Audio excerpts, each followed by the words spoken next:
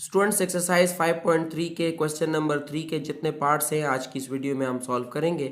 हमारे पास इसका question number 1 है 6xy² minus x² minus 2x³ ठीक है। तो इसको सॉल्व करने के लिए स्टूडेंट्स आपको क्वेश्चन नंबर 2 में मैंने ये बात समझाई थी कि जो चीज़ अगर हम कॉमन ले सकते हैं तो उसको हम कॉमन लेंगे। तो आप नोट कर सकते हैं इसमें हमारे पास XYZ कॉमन है तीनों में, ठीक है। लेकिन अब हम x कितना लेंगे, y कितना लेंगे, z इसमें से कितना लेंगे।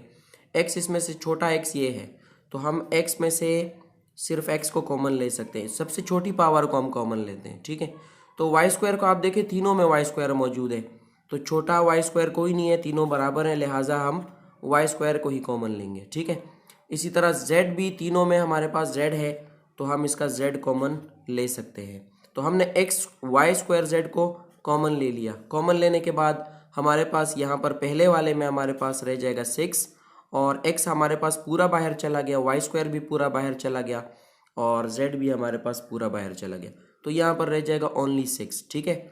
उसके बाद माइनस अब x² y² z में से x y² z को निकाल दें तो हमारे पास x² था, इसमें से x निकल गया, x रह जाएगा, ठीक है। y² और z पूरा निकल गया तो लिहाजा -x आ जाएगा दरमियान में। यहाँ पर हमारे पास जो तीसरी टर्म है इसमें से भी अगर हम x और y² z को निकाल दें तो हमारे पास रह जाएगा 2x², ठीक है। तो ये हमने अलजेब्रिक एक्सप्रेशन को सिंप्लीफाई किया। अब हमने इसके साथ वही तरीका करना है जो हम पिछले सवालात में कर चुके हैं, यानी हम इसके मिडल टर्म को ब्रेक करेंगे तो x y² z आ जाएगा हमारे पास, ठीक है। अब हमने 6 को अपनी जगह पर लिखना है और इसकी जो मिडल टर्म है x इसको हम ब्रेक करेंगे तो मैं अगर इसको यूं लिख देता हूं कि -4x + 3x, ठीक है। यानी x को मैं लिख लेता हूं -4x + 3x, ठीक है। और आखिरी वाला जो -2x² है वो अपनी जगह पर लिख लेता हूं। तो इसकी वजह यह है स्टूडेंट्स, पिछले सवालात में भी मैंने ये बात समझाई थी कि मिडल टर्म को हमने ऐसे दो हिस्सों में ब्रेक करना है कि अगर हम उनको आपस में जमा या माइनस करें तो मिडल टर्म बन रही हो, लेकिन अगर हम उसको आपस में मल्टीप्लाई करें, जैसे हम 4 और 3 को मल्टीप्लाई करें तो 12 आता है, तो इसका जो प्रोडक्ट है जो 12 है ये बिल्कुल उनका प्रोडक्ट होना चाहिए इसके फर्स्ट टर्म और इसके लास्ट टर्म का। जैसे 6 2 भी 12 आता है और 4 3 भी 12 आता है, तो यानी इनकी मल्टीप्लिकेशन से फर्स्ट और लास्ट टर्म का प्रोडक्ट बनना चाहिए। लेकिन इनको अगर हम प्लस या माइनस करें तो उससे हमारे पास मिडल टर्म बननी चाहिए। तो -4x के साथ 3x को प्लस करें -x आता है, ठीक है। तो ये मैंने कामयाबी से इसको ब्रेक किया। अब हम x y² z को अपनी जगह पर ले आएंगे, ठीक है। अब हमने इस पे से लेना है कॉमन, तो क्या चीज़ है जो हम इसमें से कॉमन ले सकते हैं। 2 के टेबल में 6 भी होता है 4 भी होता है तो मैं 2 को कॉमन ले लेता हूँ। अगर मैं 2 को कॉमन ले लेता हूँ तो आपको पता है 2 के टेबल में 3 नंबर पे 6 होता है तो 2 3 6 आ जाएगा यहाँ पे, ठीक है। माइनस अब यहाँ पे 2 2 4 आता है, आपको पता है, तो हमारे पास यहाँ पर x जो 4 का है वो भी यहाँ पर आ जाएगा। तो 2 को अगर 2x से मल्टीप्लाई करें -4x आता है, ओके। अब हमने इसमें से भी कॉमन लेना है दोनों में से, तो इन दोनों में से मैं क्या चीज़ कॉमन ले सकता हूँ कि हमारे पास इनका जो हमारे पास बचे ब्रैकेट में वो भी 3 - 2x हो। तो इसमें से मैं अगर +x को कॉमन ले लेता हूँ तो मेरे पास यहाँ पर x इसमें से निकल गया 3 रह जाएगा, ठीक है, और माइनस अपनी जगह पर आएगा। इसके अलावा हमारे पास x मैंने कॉमन ले लिया तो 2x रह जाएगा, ठीक है। तो ये हमारी दोनों ब्रैकेट सेम आ गई। आपको पता है कि जब हमारी ब्रैकेट्स कॉमन आ जाती हैं तो फिर हम क्या करते हैं, फिर हम उन ब्रैकेट्स में से एक ब्रैकेट लिखते हैं, यानी 2 ब्रैकेट हमारे पास कॉमन है तो मैं यहाँ पर जस्ट लिखूँगा 3 - 2x, ठीक है। और जो ब्रैकेट के अलावा हमारे पास नंबर्स रह जाते हैं उनको हम अलग ब्रैकेट में लिखते हैं, यानी 2 + x आ जाएगा हमारे पास।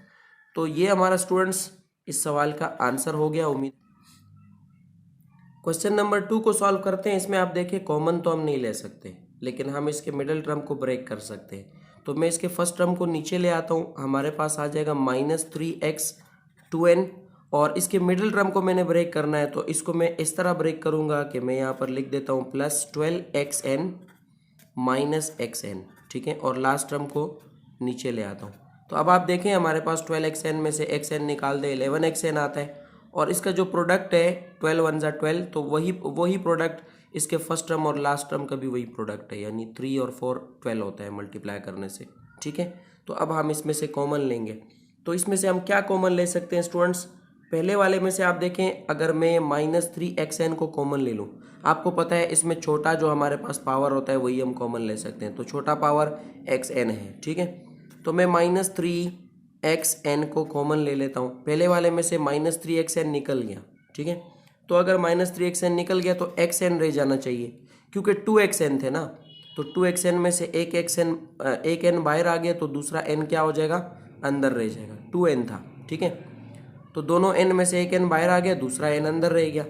अब यहाँ पर मैंने क्या लिखना है? आपको पता है 3 4 12 होता है, -3 -4 +12 होता है, ठीक है।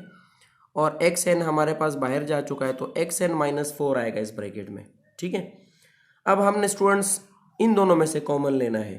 तो इन दोनों में से अगर मैं -1 को कॉमन ले लूँ तो डेफिनेटली इसमें भी हमारे पास xn -4 ही आएगा, ठीक है, क्योंकि -1 -4 मल्टीप्लाई होते हैं +4 बन जाता है। अब हमने सिंपल क्या करना है कि हमें पता है दो ब्रैकेट्स हमारे पास कॉमन आ जाते हैं, तो हम उनको कॉमन लिखते हैं। तो यहाँ पर मैं लिख देता हूँ xn -4, दोनों में से कॉमन ले लिया मैंने। और आपको पता है ये जो ब्रैकेट के अलावा हमारे पास रह जाता है उसको हम अंदर लिखते हैं अलग ब्रैकेट बना के। तो ये माइनस जो है ये मैं यहाँ पर इसका कॉमन ले लेता हूँ, ठीक है। अब मैं 3xn -1 को अलग ब्रैकेट में क्लोज कर देता हूँ, 3xn -1, ठीक है। चूँकि ये -3xn के पास था तो इसलिए मैं इसको अरेंज कर लेता हूँ, यानी इसको मैं पहले लिख देता हूँ -3xn -1, ठीक है। और ये वाले को मैं उसके बाद लिख देता हूँ xn -4, ठीक है। तो ये हमारा स्टूडेंट्स इस सवाल का आंसर। जी स्टूडेंट्स, क्वेश्चन नंबर 3 को सॉल्व करते हैं। क्वेश्चन नंबर 3 का जो मेथड है वो भी बिल्कुल सेम है, सिर्फ आपको ये ब्रैकेट्स की वजह से ये सवाल थोड़ा सा कॉम्प्लिकेटेड नज़र आ रहा है। बहरहाल ये बहुत आसान सवाल है, पिछले सवालात की तरह ही है। हम इसके मिडल टर्म को ब्रेक करेंगे, ठीक है। तो हमारे पास सबसे पहला टर्म इसका है 6 है, xy की पावर n है, 2n है, ठीक है। प्लस अब हमने इसके मिडल टर्म को ब्रेक करना है, तो मिडल टर्म को मैं कैसे ब्रेक करूँगा? हम अगर यहाँ पर लिख देते हैं +10 और इसकी पावर xyn, ठीक है। और इसमें से अगर हम माइनस करते हैं 3 को, ठीक है, 3 के साथ भी उसकी पावर xyn, तो अब आप देख सकते हैं 10 में से 3 को माइनस करें तो 7xyn आएगा, ठीक है। और लास्ट में इसका जो लास्ट टर्म है वो मैं लिख देता हूँ। अब इन दोनों का मल्टीप्लिकेशन भी आप चेक कर लें, इन दोनों की भी मल्टीप्लिकेशन चेक कर लें, दोनों का आंसर 30 आ रहा है, यानी हमने इसके मिडिल टर्म को ठीक से ब्रेक किया है। अब हम इसमें से कॉमन लेंगे, तो आपको पता है 6 और 10 ये दोनों हमारे पास 2 के टेबल में होते हैं, तो मैं 2 को कॉमन ले सकता हूँ। xy 2n है तो हम इसमें से xyn को कॉमन ले सकते हैं। आपको पिछले सवाल में भी समझाया कि 2n और n में से हम छोटे वाले को कॉमन लेंगे, तो 2xyn को मैं कॉमन ले लेता हूँ। अगर इसमें से मैंने 2xyn को कॉमन ले लिया तो मेरे पास पहले वाले में आपको पता है 2 के टेबल में 6 जो है वो तीसरे नंबर पे होता है, तो 2 3 6 आ जाएगा। xyn हमने बाहर लिख दिया तो एक xyn अंदर रह जाना चाहिए क्योंकि 2 थे, ठीक है। तो हमारे पास रह जाएगा xyn 3 के पास भी रह जाएगा, ठीक है।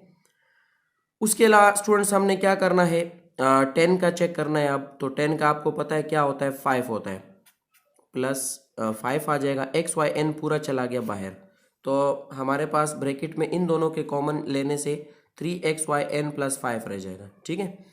अब हमने इन दोनों में से क्या कॉमन लेना है कि हमारे पास यही ब्रैकेट बने, तो इन दोनों में से अगर मैं -1 को कॉमन ले लेता हूँ तो पहले वाले में मेरे पास रह जाएगा 3xy और उसकी पावर n, ठीक है।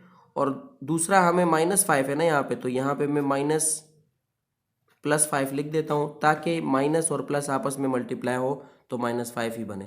तो अब देखें दोनों ब्रैकेट सेम आ गए। अब हमने सिंपल वही स्टेप करना है कि दोनों ब्रैकेट्स में से एक लिखना है, ठीक है। तो मैं यहाँ पर लिख देता हूँ 3xy की पावर n, ठीक है, +5, ठीक है। ये दोनों ब्रैकेट्स में से एक आ गई। जो ब्रैकेट हमारे पास ब्रैकेट के अलावा जो रह गए थे उसको मैं अलग लिख देता हूँ, तो 2xy n -1 हमारे पास अलग ब्रैकेट में आ जाएगा। तो स्टूडेंट्स उम्मीद है ये सवाल आपको समझ आ गया होगा। थोड़ा सा इसमें ब्रैकेट आपको नज़र आ रहे हैं कि ब्रैकेट इंसान को कंफ्यूज कर रहे हैं। बहरहाल अगर आप इसको ब्रैकेट को सोचे बगैर करेंगे तो इंशाल्लाह ये सवाल पिछले सवालों की तरह है।